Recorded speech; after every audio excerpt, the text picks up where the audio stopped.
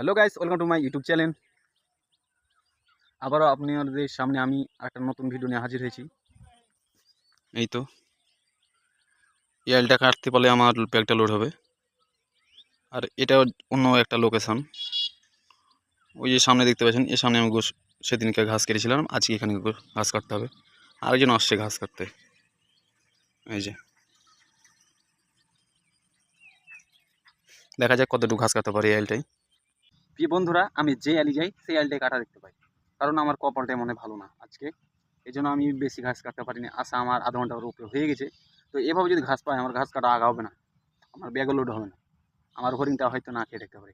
তুমি দেখা যাক আল্লাহ তালা আমার কপালে কি লিখে রেখেছে। এলটা দেখো, এলটা একবারে কেটে ধাপা ধাপা করে রেখেছে।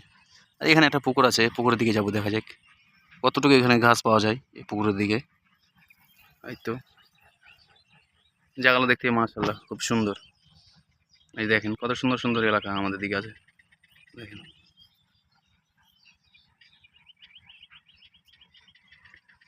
ওইটা একটা ভাটা, ভাটার নামটা আমার মনে নাই, কিন্তু ওই এলাকার নাম জানি। ওই এলাকাটা হলো আখরিপাড়া এলাকা।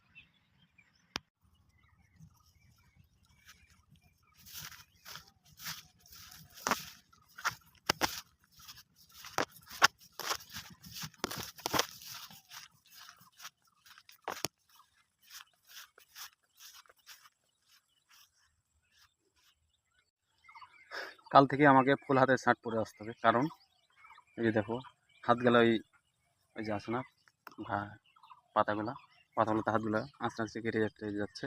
তার জন্য আমাকে কালকে ফুল হাতে শার্ট পরে আসতে হবে, যেন না কাটে, শার্টটাতে যেন আঘাতটা পাই। অনেক কষ্ট হচ্ছে, আর প্রচণ্ড গরম, মনে হচ্ছে বৃষ্টি নামতে পারে, বলা যায় না। আমাদের বাংলাদেশটা অনেক সুন্দর, সবুজ শ্যামলী বাংলাদেশ। আর দেখো সূর্য মামা কি অস্থিরভাবে আছে, মনে হচ্ছে মেঘ নামে আসবে, বৃষ্টি হইতে পারে। দেখো, আর এটা আমার ব্যাগ। ঘাস আজকে অল্প কাটা হয়েছে, অনেক দুঃখজনক বলতে হচ্ছে, ঘাস আমার অল্প হয়েছে। দেখা যাক কীভাবে ঘাসগুলো কাটবো, আরও হয়তো কাটতে হবে, নাহলে ব্যাগ লোড হবে না। আর আমার ব্যাগ না লোড করতে হলে আমার হরিণটা না খেয়ে থাকবে। হরিণটা বলতে আমার সে আসল হরিণ সেটা না, হরিণটা হচ্ছে আমি একটা গরুর বাচ্চা কিনেছি, যা 35,000 টাকা দাম লেগেছে। সেই বাচ্চাটার জন্য আমাকে এগুলো কেটে নিয়ে যেতে হবে, ঘাস। বন্ধুরা, আমি সবচাইতে একটা জিনিসের খুব ভয় করি, সেটা হলো সাপ। আর সেই সাপটা দেখো,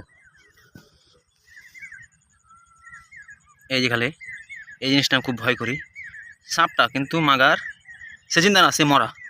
এই জন্য খুব ভালো লাগলো, না হলে ভাই আমাকে এখানে দেখতে পেতাম না। চটপট ঘাস কেটে বাড়ি যেতে হবে, সময়ও কেটে গেল, 1.5 ঘন্টা হয়ে গেল। দেখা যাক আর কতটি ঘাস কাটতে পারি। প্রিয় বন্ধুরা, আমার ঘাস কাটা শেষ, আমার পিছনে ব্যাগ রেখে এসেছি, আর সামনে এই যে সাইকেলটা আনতে যাচ্ছি, আর এই যে সূর্যটা এবার গাছের আমত হয়ে গেল। ভিডিওটা ভালো লাগলে অবশ্যই চ্যানেলটি সাবস্ক্রাইব করবেন, আর পাশে থাকা বেল আইকনটি বাজিয়ে সঙ্গে থাকবেন।